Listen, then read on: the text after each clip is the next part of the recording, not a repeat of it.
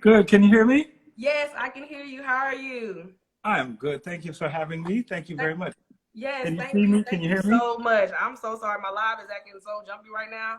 So I was just Yes. trying to cash app you and stuff and get everything done. I was like, let me try to work this Okay. out. We're here.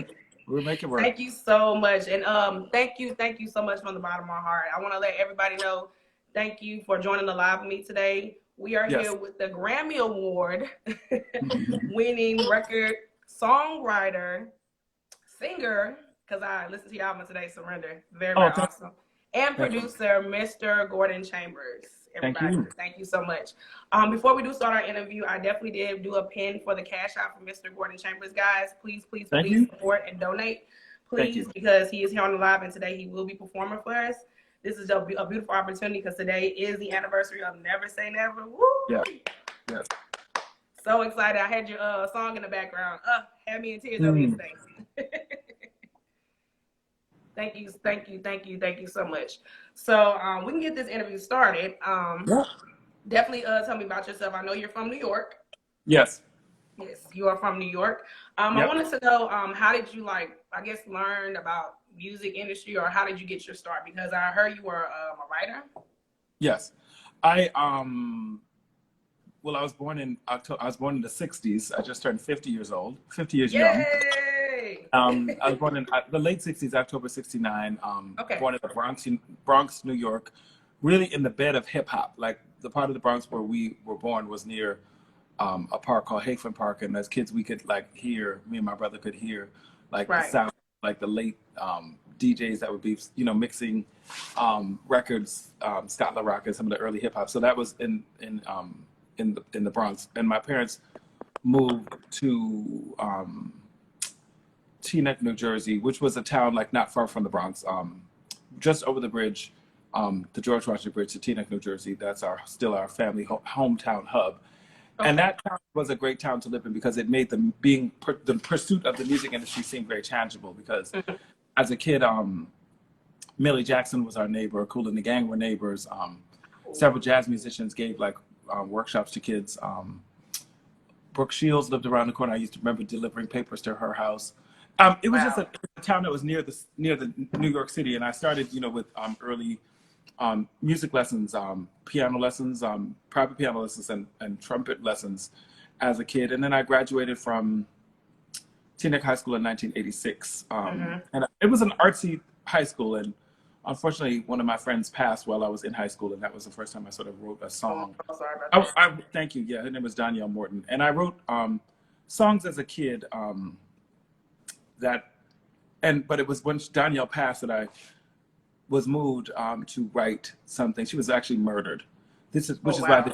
this is era that we're in of so many black lives murdered. Mm. Um, Really hits home deeply. But when Danielle passed at the age of 15, the whole town was devastated, and I wrote a song that that like the song One Voice, like a song that would heal Yes. with a melody of reason and freedom. You Mm. know, so that was when I wrote that song and presented it to one of the school teachers. She was very moved by it, and she said, "Listen, we should do a school assembly and have this song be featured, but have other kids in the high school, if they're creative, want to come forth and do dedications to Danielle." And there was an evening presented in her memory. So that was an early tragedy was a pivotal event in my life that changed the trajectory of my life. Not unlike what George Floyd is Hmm. has Right. Right. tragedy in his life is pivoting the world forward and calling people to action and finding their voice for healing, so to speak. That Yeah. was what happened to me at a young age, actually, when Danielle passed, and I wrote this song, and that's when I knew that songwriting was not just a hobby. It was bigger than that. It was a ministry, so to speak. And Hmm. from there, I went to Brown University at the age of 16 and graduated at 20 years old, and then started working at Essence magazine. Right. And the editorial assistant was my first entry level position. Was promoted to entertainment editor at 22, Oh and served in wow. that position until I was 27. But by the time I was 24, I started having my first hit songs on the radio, which included "I Apologize" for Anita Baker, "If You Love Me" for Brownstone, and "Missing You," of course, which of course Miss Brandy was featured on that. That was Brandy to Me of Gladys Knight and Shaka Khan, and that was a Grammy nominated song. If You Love Me was Grammy nominated, and I Apologize for Anita Baker was Grammy winning. So I worked at Essence until 1997, and I know we're here to talk about Brandy's illustrious career. Yes. And first of all, shout out to and we you are for- too. We're talking about your accomplishments as well. That's funny you bring that Thank up you. because I apologize. I didn't know myself. I was watching some interviews of the story of Brandy, and I remember she was nominated with Anita Baker with Baby. Oh, I didn't know that. So I was like, wow. But y'all beat her, so. so they were in the same category in 1995. Right. I did not know that. Thank you for educating me. You know, thank you. Well, we're educating each other, so this is just Yes. amazing because I did not know you really started. To be honest, you really started in your 20s. Really, you started to elevate yourself, and I think that's powerful because from your tragedy, you took triumph and just really just resonated with just music. And I love that because for myself personally, I can relate to what you were saying about high school because for me, when I was 17, my senior in high school, I had so much tragedy. I lost my mother when I was 17. I lost my uncle. I had a lot going on, so I understand from where you're coming from when you said music kind of heals, and you know time does heal certain things. So for myself, I was just very moved when you just said that because I was like, wow, I thought sometimes people don't understand what you're going through, and trauma can be lonely. And so for me, that's why I was like, wow, that's kind of resonating because a lot of people don't understand in high school you're supposed to be, bubbly and having fun, but sometimes when tragedy hits you, it kind of changes you and you kind of grow up. So I really, really do appreciate you saying that. Thank you so much. Thank you. And it's really, if you had trauma, or if you've had tragedy, it's how you use it. It's what you. If you live long enough, you're gonna live, you're gonna love, you're gonna lose. Right. But Fantasia says sometimes you gotta lose to win again. Exactly. Music has given me the losses I've endured. And at the time when I was at Essence, the first entertainer who really took me under her wing, the first entertainer who had me write songs with her and kind of became an early mentor was actually Phyllis Hyman, who actually took her life. God rest her soul. Yes. So she was really the first person who really took me under her wing. And I always, whenever I do interviews or concerts, like to give her a shout out, So music, God had his way. Yes. God had his hand in my life in terms of not just giving me a gift, but giving me a calling with the gift. And right. Exactly. Yeah. And that's what writing. And so I'm not a great writer. I love math, so I'm a math person more than anything. I love numbers, but I think that's amazing when you can take writing and make it into a song. So for yourself, when you're talking about Essence, how did you transition to like songwriting? Like how did you transition from that, from writing from Essence? Got you. In college, I performed a lot. I wrote songs a lot. And when I got out of college, I wanted a creative job. I knew that inevitably I wanted to be in the music business. I knew that since I was a child. But I also had a love for writing, for editorial writing and editing. So I got promoted to entertainment editor because that seemed like a fit for my skill interest. And the entertainment editor, Benilde Little, had left to write books. So Susan Taylor, my big boss's boss, promoted me into that position. And then in that position, I started to have the opportunity to interview entertainers. I wrote a feature story about Toni Braxton. I interviewed Queen Latifah for a story. Heavy D, many rappers, LL Cool J. At that time in the 90s, Essence was trying to move into not just sort of the adult contemporary audience, but I edited the first Mary J. Blige stories at times she was on the cover and was trying to pivot into that younger generation. So the networking that I did while I was at Essence was pivotal. But really, I would be at work and like literally sometimes during lunch break, because Bad Boy Studios was right around the corner, I would go and we had hour and a half lunch. I would go write a song at Bad Boy and be back at an editorial meeting. And after work, I would be going to write music with other up and coming songwriters that I met. Because I knew I was very grateful for my Essence job and my opportunities there. And but music was my dream, and I think my big boss, Susan Taylor, knew that I was doing great work at my job. And I mean, I took my job very seriously, not just for the entertainment side, but I mean, I was part. I edited stories by the late Maya Angelou and by even Bell Hooks and Kevin Powell and Joan Morgan. Some of the I wasn't just only involved with the music industry at Essence. It was all of the arts. Visual arts, dance, theater, which are still hobbies of mine. As a New York, I live in New York, and I love and I support all of the arts.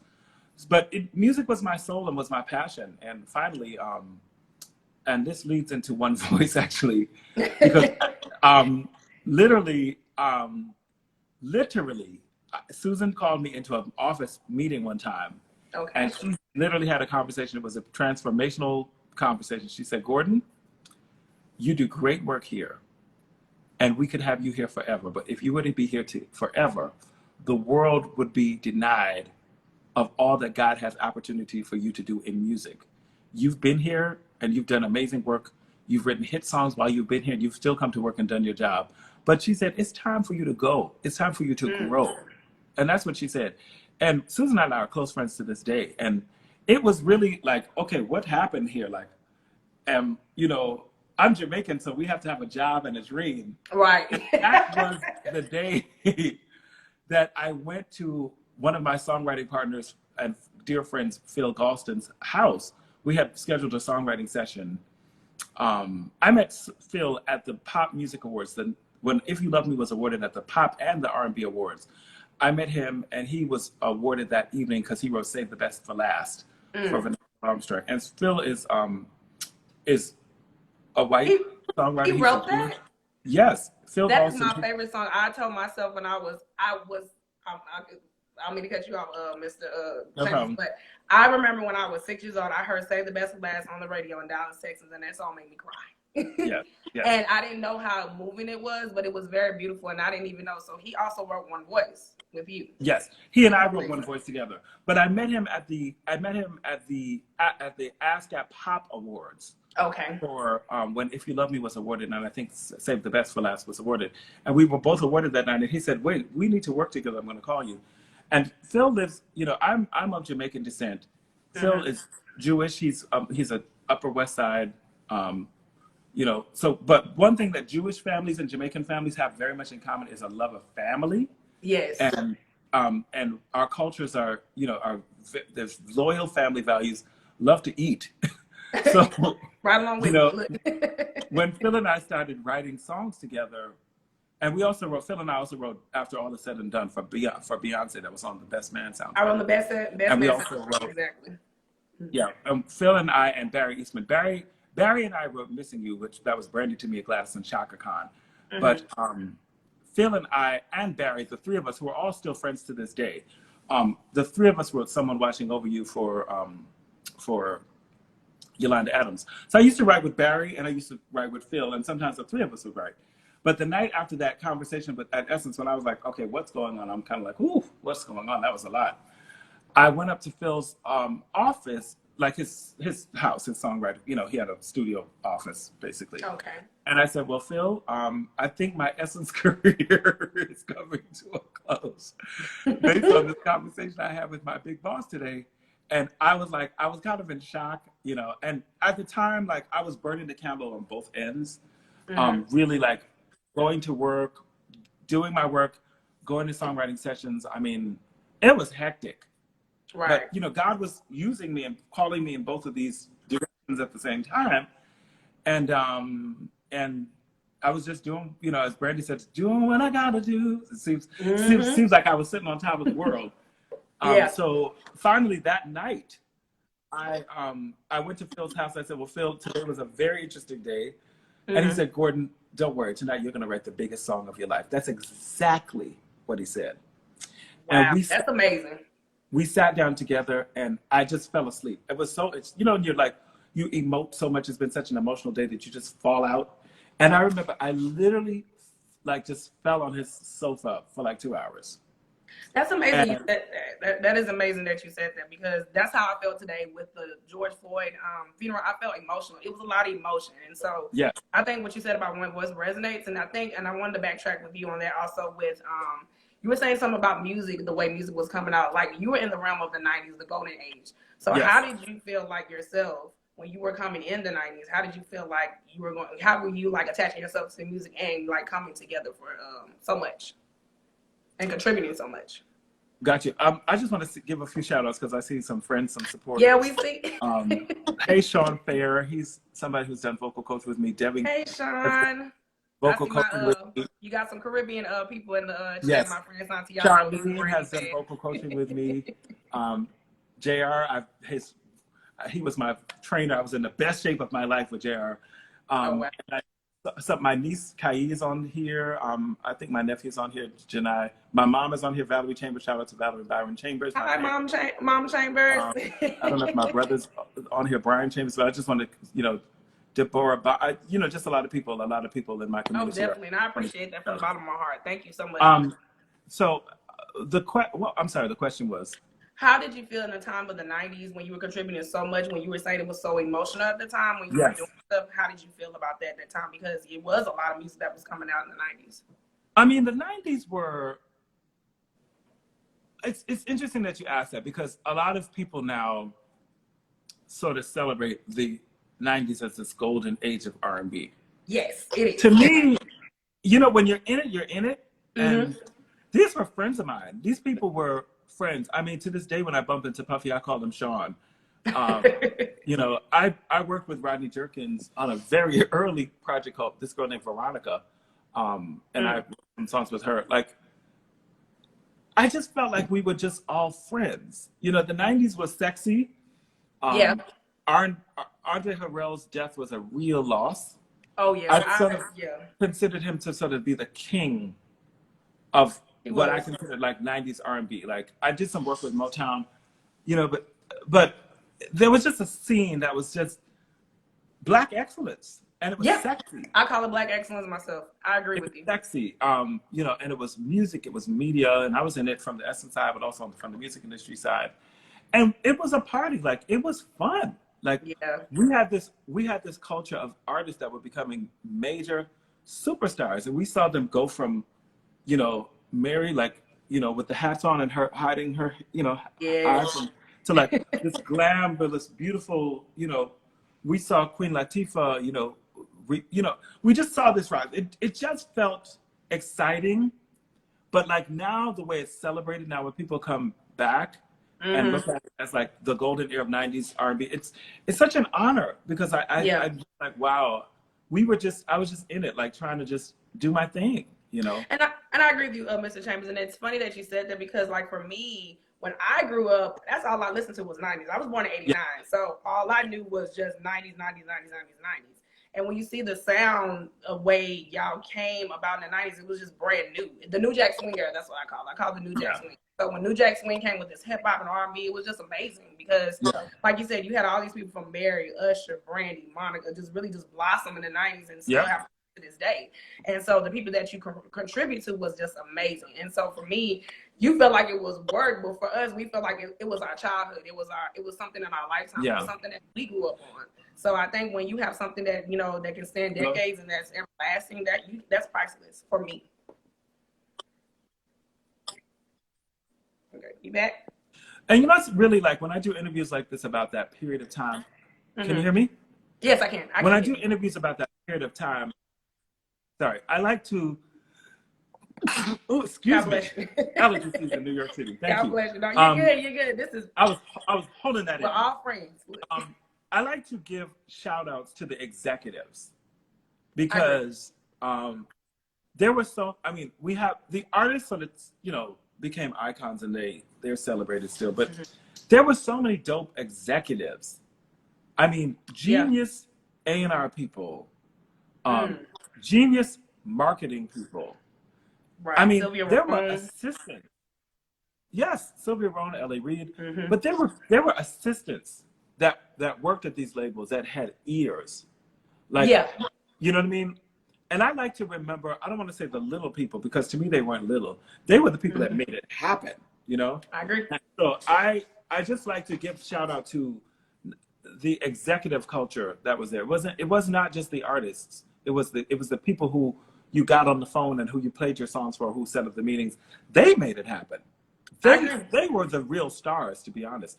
I mean, I think if you study Motown, Berry Gordy will always say, like, he will always speak it. He always say, like, listen, don't get me wrong, Diana Ross and Marvin Gaye and Tammy Terrell were all amazing, but like, he will big up his songwriters. He's like, but the songwriters were the heart and soul of the company, the Holland Dozier Hollands and the Ashford and Simpsons. I could say the same thing about the 90s R&B culture. You know, people Right. like Kat Jackson, who signed me to my first publishing deal at Paisley Park. People like Shakira Stewart, rest in peace, who was an executive at Hitco Music at my second publishing deal. Okay. You know, people like Cheryl Butler, who worked at Untouchables, who set up my first songwriting sessions with Dave Hall, who I ended up writing If You Love Me with. So I like to remember the quote unquote little people, but I like to call their names, you know? I agree. I agree. Because they were if we don't understand the behind the scenes part that was going on. I think when people understand the 90s, we understand the artists, and we don't understand the artistry of behind what people were going through at that time. And I think too, what you were saying about One Voice, you were saying it was something personal to you, and I think the lyrics speak personal to this day. So for you doing that, I love the song. It was so beautiful. And like I said, for me, I was sad because I wanted that for my high school graduation, and I didn't. Oh, so. Thank you. I was mad. So, I was mad. And I'd like to share a bit about that song, really, and what that song meant to me, if you don't mind. First of all, Rodney was a friend, you know, and I wrote that song with Phil Galston, like I said, and we were pitching Celine Dion because Phil had written 5 songs for Celine. So we thought, like, we saw this interview of Celine. I think she was on the Today Show and talked about how she was one of 13 children and how they all sang together. Wow. And so we really studied that interview. They said, let's write this for Celine. And even though Phil had written for Celine, Celine couldn't get it, you know, pitched to Celine. Right. So Phil said, I'm going to pitch this to Craig Coleman for Brandy. I was like, okay. I went to college with Craig Coleman. Now, Craig Coleman was the president of Atlantic Records. I'm like, and I just thought it was like, really? For Brandy? And I'll never forget, Phil called me, he said, Craig wants a song for Brandy. I said, really? And I was very familiar with Brandy's. I'm a Brandy fan. Brandy had sung, you know, Missing You, which had become, you know, that I had written that, and that had come out before, and that was a hit record. Right. But that was for our project. That was for Set It Off. You know, that was a certain kind of style of song. So I knew that, you know, Brandy was a very young, you know, kind of singer that had a lot of swag and was making this, you know, kind of young music. So I just was shocked that Phil had this vision to pitch it to Craig Coleman. And then I remember just being shocked when he called me and said that Craig has chosen One Voice for Brandy. I said, really? And he said, and David Foster's going to produce it. I was like, oh. But that was it right there. David Foster, the balladeers of Whitney Houston, of the late great Whitney. Yes. But also, but shout out to Rodney Jerkins, because Rodney was an executive producer. We're always going to give him that, exactly. And was a friend. But, you know, I didn't really write. I wrote with Rodney, but at that time, Rodney and LaShawn Daniels, rest in peace. Rest in peace, you know, to him, definitely.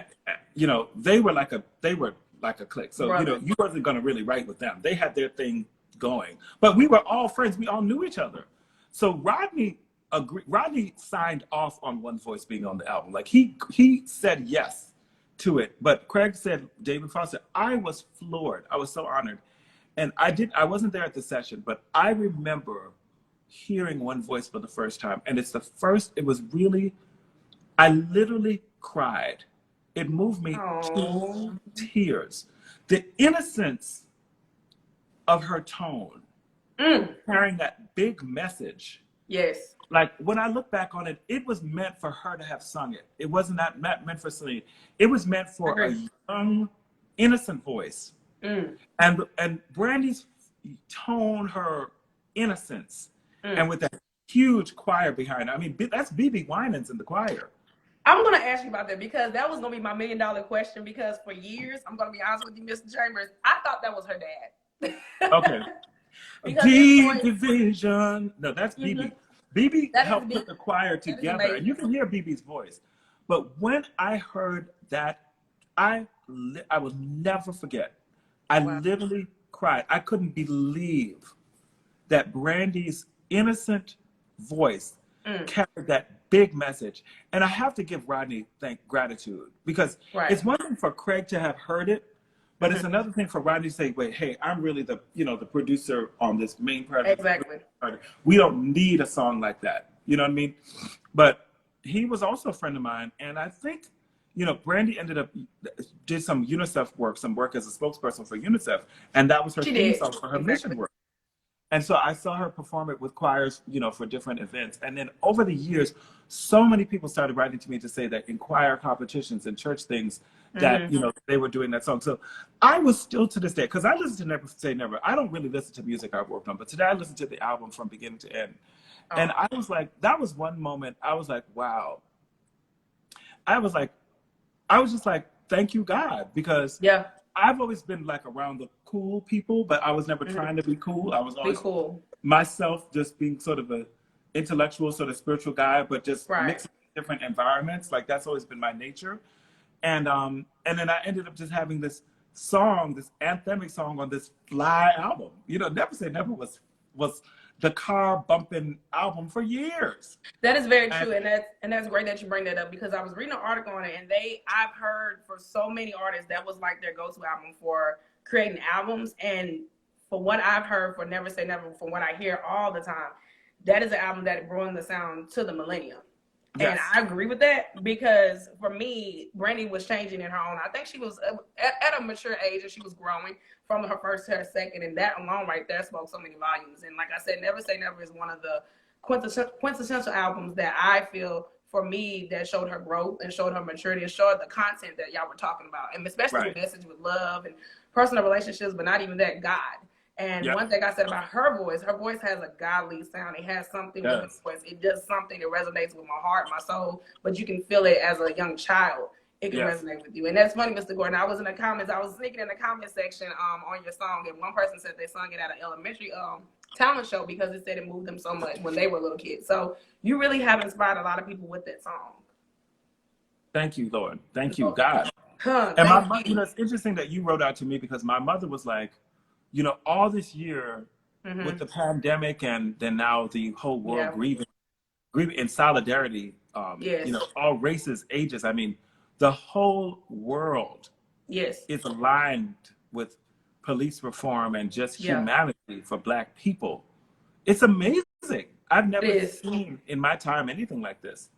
Right. And so my mother all year was like, Gordon, the song you need to be pushing right now is One Voice. And so it was just so beautiful, that you reached out to me and wanted to feature me. And thank you for sites like this. It means so much to us, music creators, that there are fans like you that create opportunities and platforms like this, just to salute songs and to salute artists and salute artistry. We really appreciate you. We really, really do. Oh, thank you. You know what? That's so funny you said that, Mr. Chambers, because for me, growing up, this album meant so much to me at a young age. Like I said, me and you had a conversation. We talked.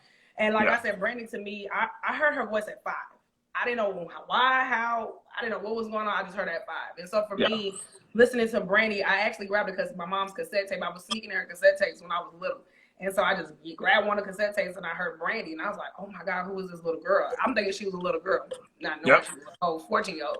But that alone right there, her voice just resonated with me. And I just, like, when I heard her, I was like, I need to know who this girl is, what she's doing, who is she, like, who is this girl? So for me, the way y'all made her voice so rich and so beautiful, and her tone is just so strong, it just resonated with me so much. And like I said, would Never Say Never, I think, was just the mature content. And that's funny because Rodney Jerkins, I give him so many kudos, because he is I call him the king of just the sound, period. And I was in the I had made one of my posts not too long ago, and SWV, they were talking about that Rain was supposed to be for Brandy for Never Say Never, but Rodney didn't want it. Rodney didn't want it. So Brandy found out about it. She was hurt, but because Brian Morgan, we had a conversation in the comment section. But sometimes things belong to certain people for certain eras and certain times. Yeah. And I think for me, when you listen to a person like Brandy, she resonates with a lot of young people, and not even just that, people from all ages, all backgrounds, all colors. And I want to get to the point about when you were talking about One Voice. It says that little, you know what I'm talking about, that little, your verses is talking about a song that heals, a melody with reason. And everything. I want you to talk about that for how we're dealing with right now with all this police brutality and the stuff with George Floyd going on. Yeah. How do you feel that your lyrics resonate to today? Well, over the years, people have always asked me, Gordon, you've written hundreds of songs. Mm-hmm. What's your favorite song? And that's really hard for me to answer, but And you wrote beautiful songs. Thank you. But this is what I really do believe, and this is the truth. Mm-hmm. I think if there's a song, first of all, I had a dream. The opening line of One Voice is inspired by Martin Luther King. So I grew up in a town, Teaneck, New Jersey was the first town in 1965 to voluntarily desegregated schools. Wow. So I grew up in a town that was the beacon of equal opportunity. Right. And One Voice represents really who I am, Yeah.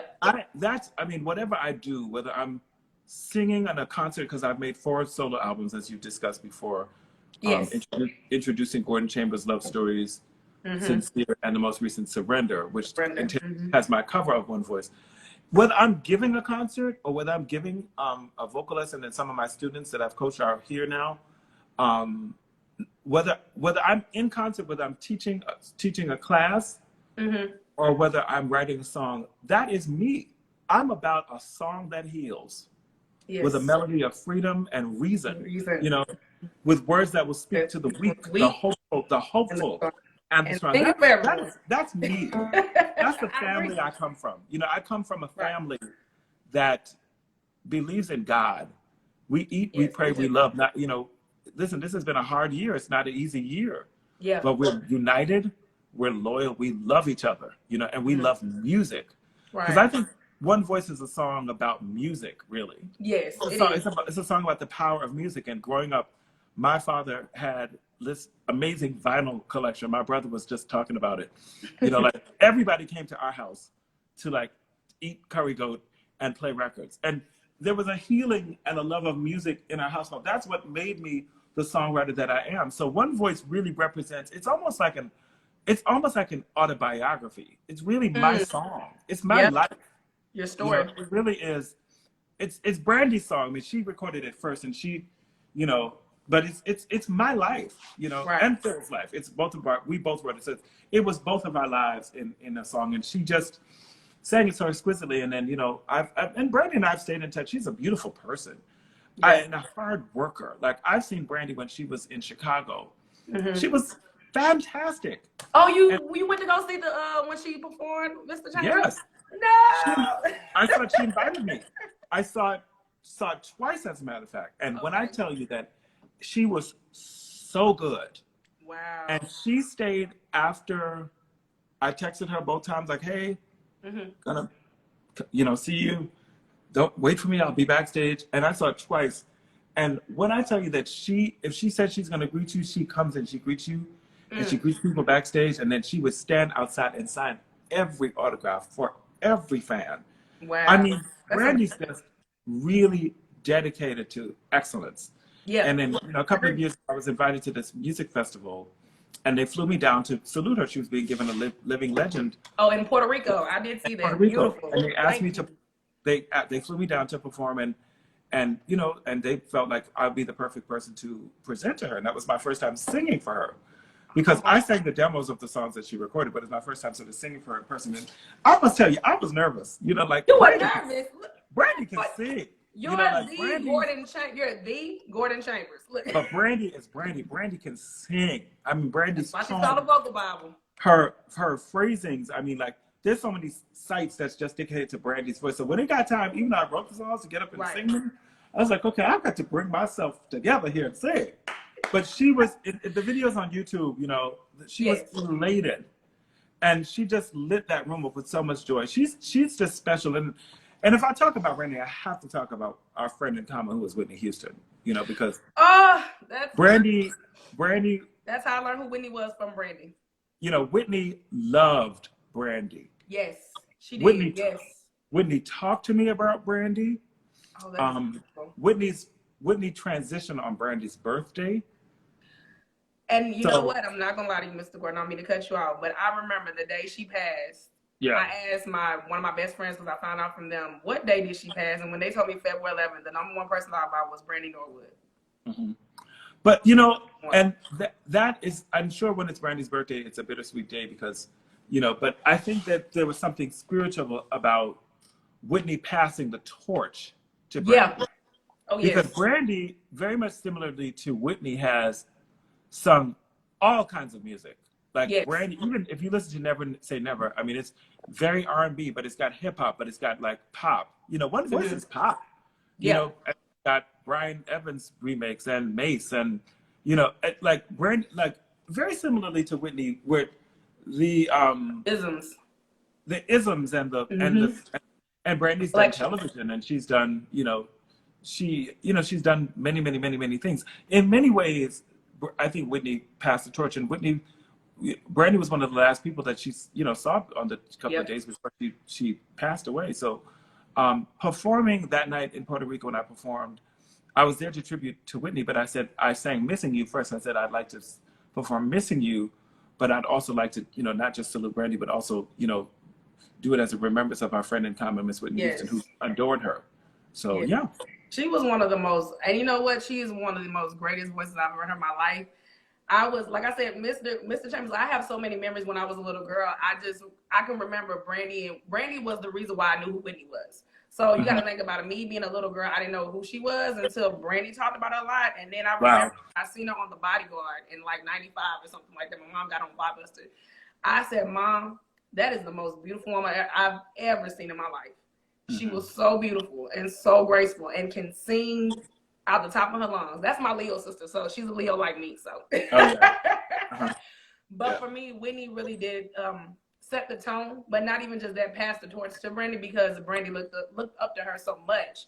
I just felt like, that alone right there. I knew when Babyface, I don't know if you had seen when Babyface did his concert of the Way to Excel 25-year anniversary, because this year is the 25th anniversary. You mean his Instagram live talk? Yes, I saw it. Yes, and he even said him the same thing. He said that Whitney said, that girl is me. And I was like, wow.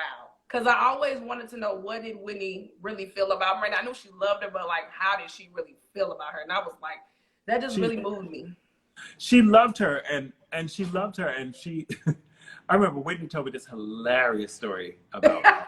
She's funny. Whitney was funny. No, Whitney was... I always told Whitney, I said, you need a sitcom. She was hilarious. I mean, she had this quick wit and this kind of thing about her. I mean, hilarious. So Whitney told me that when they were doing the Divas Live, VH1 Divas Live, that Shaka, because Whitney had produced the Divas Live. Oh, I did not know that. She had produced one segment. She had produced like the music. Whitney produced things. Whitney produced movies, produced The Princess Diaries. So she worked as the producer. Yeah.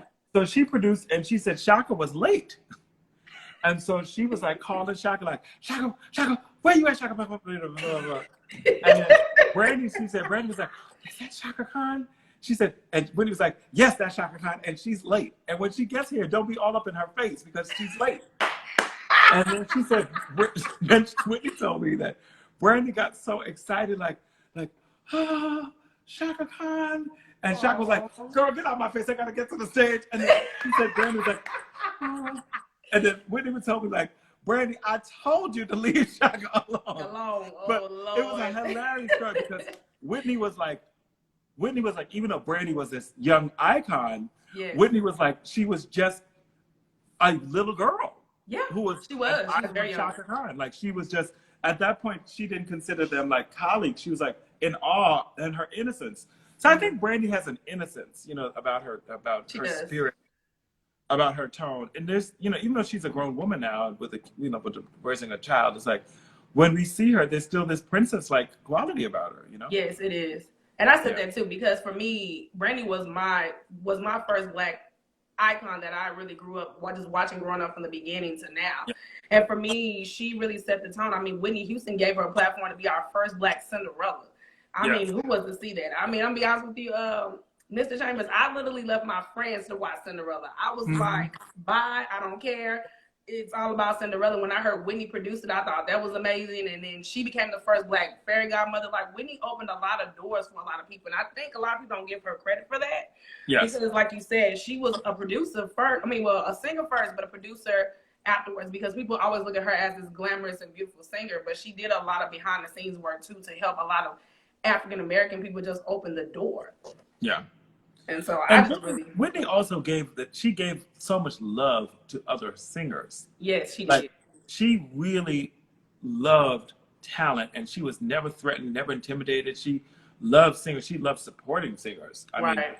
I did concerts in North Carolina, that some of her in-laws had produced, and she couldn't be there. And like one time I was about to perform, and before the concert there was this video, ladies and gentlemen, like blah blah blah, that I'm sorry I can't be there tonight, but you're Right. gonna enjoy.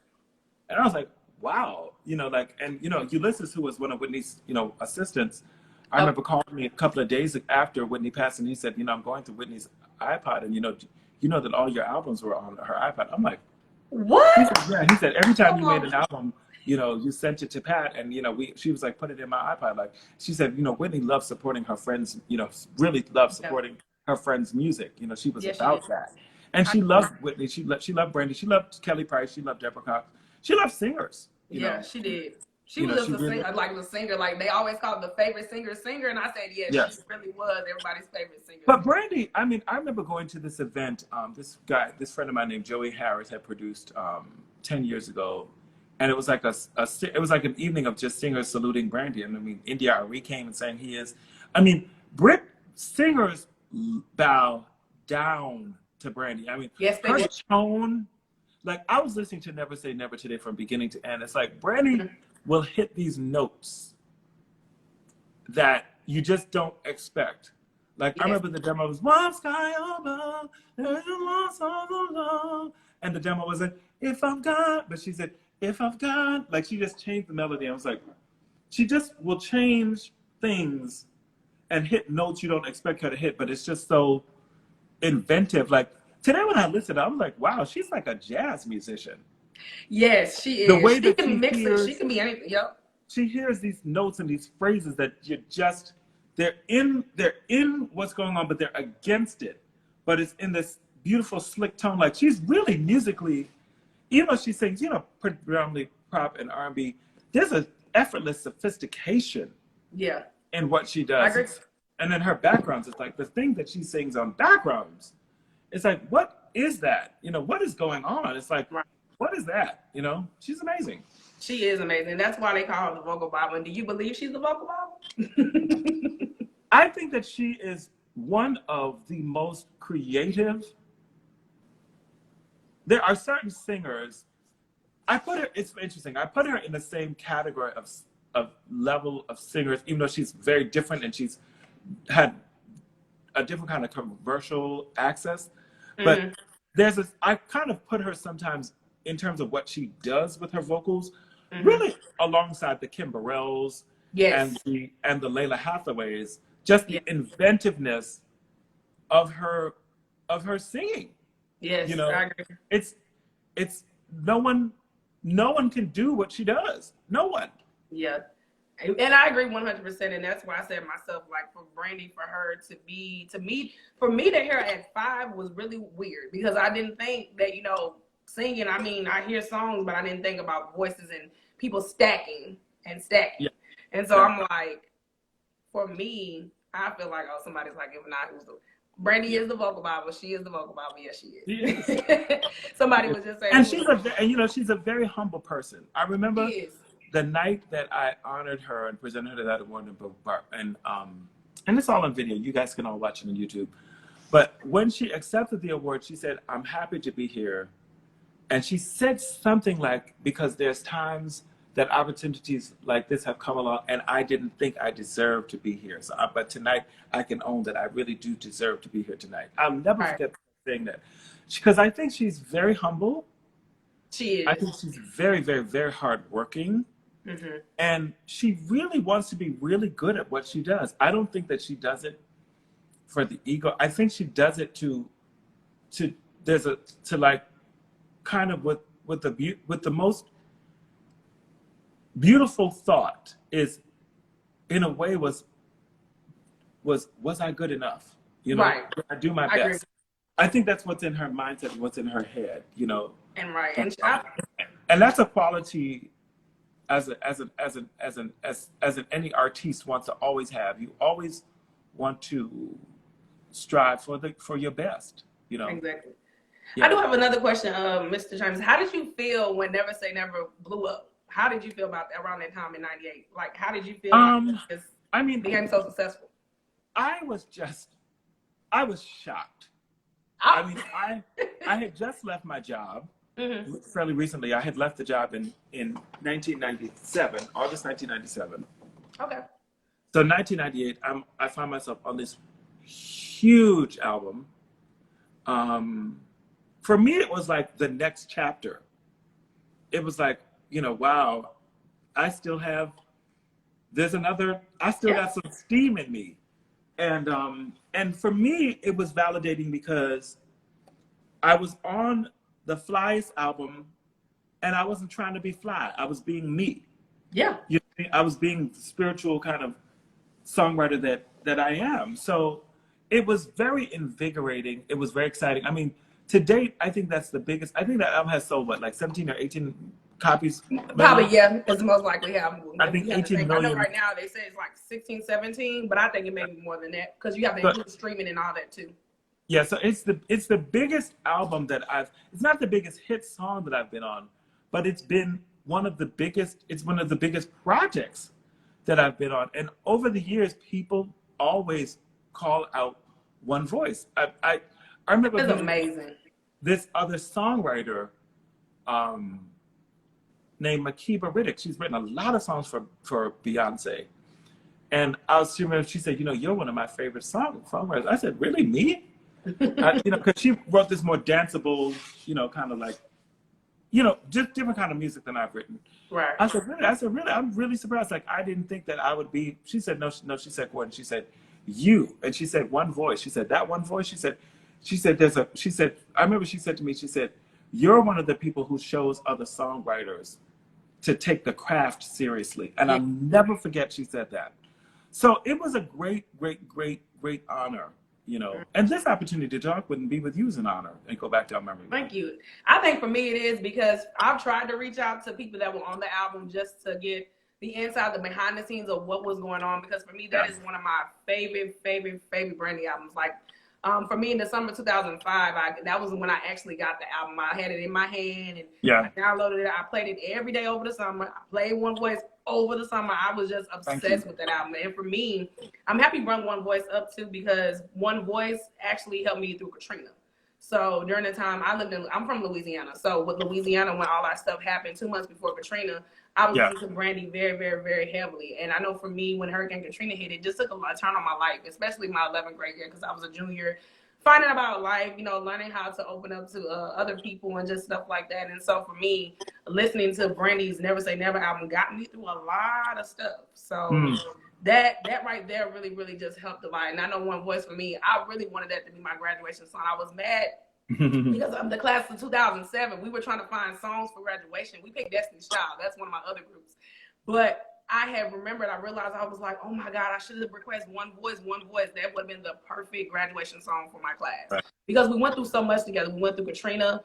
And back in high school, we had deaths too. So I can understand where you were coming from, Mr. Gordon, when it came down to just dealing with life. Like that song, One Voice, speaks a lot. We were, we had hurricanes, we had death of people that were close to us. I mean, coaches passing away. It was a lot. So if I would have knew what I knew now, I would have been heavily involved to get that song out. Like One Voice should have been our song. That should have been our class song because we were one whole voice as a whole. We went through that. I've heard many stories like that. And, it's like, I think that song being on Brandy's album and being such if it had been on another album, it might have, that song could have been sang, the melody of it could have been sung by so many people, but the fact that it was on Brandy's album made it reach people like you. Yes. It made it give hope to teenagers and be a beacon of light and be a song of hope for another generation. So I think that it was really an honor. And, the lyrics right now, between the pandemic and, George Floyd, the worldwide, solidarity and justice. It's been a really tough year. 2020 has been a hard year, but it has been a year in which the world is, in many ways, singing one song with one voice. Yes, it is. And I agree with you 100% because for me personally, too, I had a lot of tragedy this year, too, Mr. Gordon. I lost my dad. My dad passed away this year, so it was just a lot. And I think for me, going back to my Brandy albums, it really kind of soothes me and helps me a lot through life.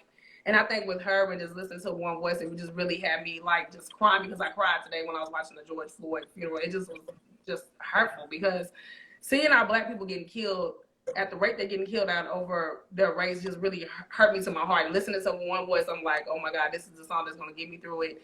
You know, persevere through stuff, because no matter what has happened, every day I walk outside the door, I'm a Black woman. I have to deal with that every single day. But I know when I have these songs that was the soundtrack of we call it the soundtrack of our lives, which is my life. I have these songs to really remind me that at the end of the day, you can make it wherever you can go, and you can change the world wherever you can go. So for me, I want these songs to help resonate with our people, resonate with what's going on in the world, and help change these laws, because a lot of stuff needs to be changed. A lot of stuff needs to be changed. I really do believe that in my heart. Absolutely, and it's changing. Yes, I see it. I see it now. I see it so much, and I'm just really happy that we have songs like One Voice and Thank you. Everything I do it for you, or Never Say Never. These songs really, really do a lot of healing if you really, really understand the lyrics. And I know for me, I understand the lyrics all the time, because I know for me they bring so much clarity to my life and to whatever Brandy has done in her personal life and resonate with mine. I know it speaks volumes.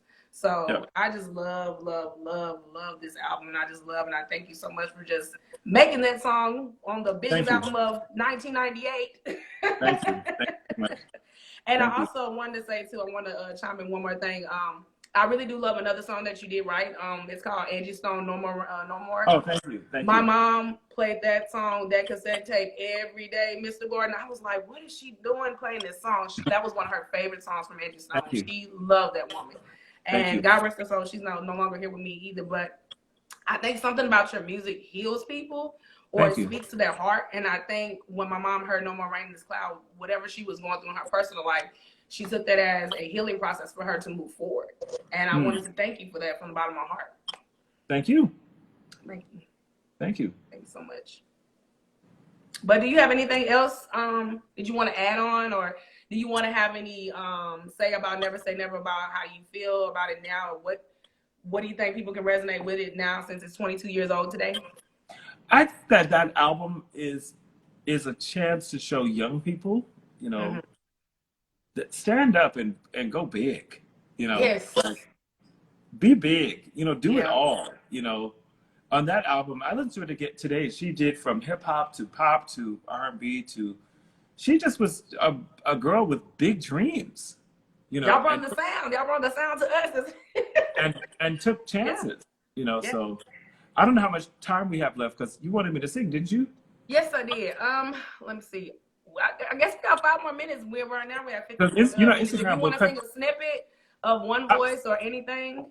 I don't want to cut you off, so you got to tell me what you want me to do, but I do not want to be cut off. Well, no. Okay. No, actually, it doesn't matter. I actually do, I do have one request. It's one song that it's 2 songs I want you to sing. This song I heard from your album called Unconditional Love. I loved it. Oh, thank you. So beautiful. It spoke to me about what I was going through in my life. If you could do a little snippet of that and a little snippet of One Voice, that would mean the world to me. Okay. Ooh, Unconditional.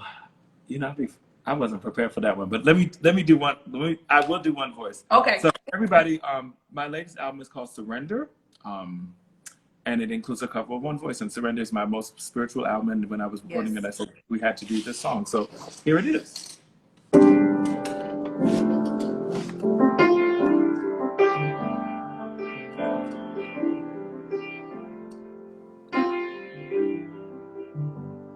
I had a dream, a crazy vision. It may sound strange, this intuition, but it was beyond description. And somehow I knew that it was real, that there is just one sky above. And there is just one source of sweet love. And if I've got one chance, one choice, gonna send it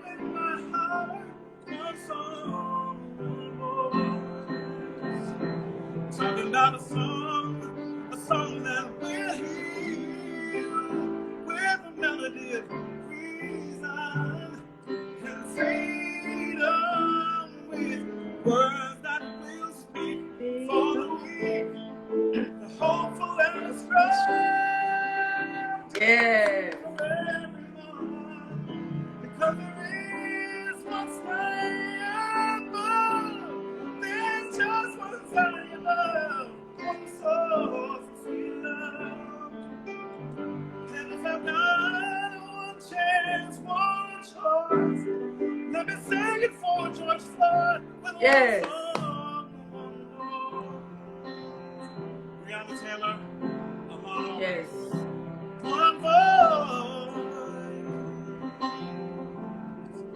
Can I sing it with one more?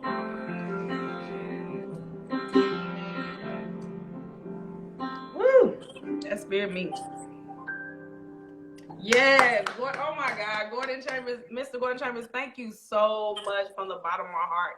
Thank you, thank you, thank you. I appreciate you from the bottom of my heart. Guys, please, please, cash out Mr. Gordon Chambers, y'all, for this live performance. Thank you so much from the bottom of my heart. Do you have any last words to say about Never Say Never, about Brandy, about live?